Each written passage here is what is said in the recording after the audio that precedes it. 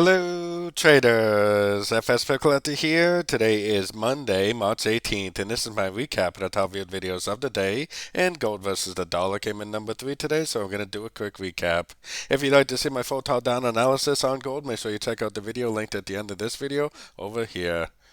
So gold, really hasn't done much for quite a while now. It's been very sideways since we had that big push up.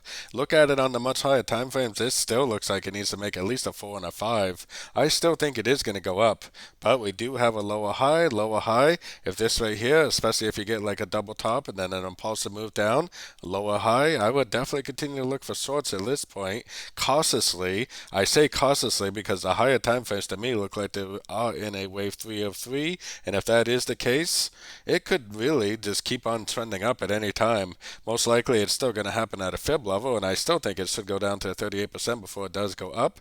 But I would definitely keep a close eye on it. As long as it continues to make lower high, lower high, lower high, and positive engulfing moves to the downside, I would just continue to look for short until you get that nice impulsive move up at a Fibonacci level with a breakup structure preferably.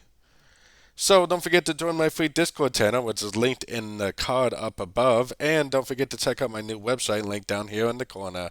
So as always, thanks and happy trading.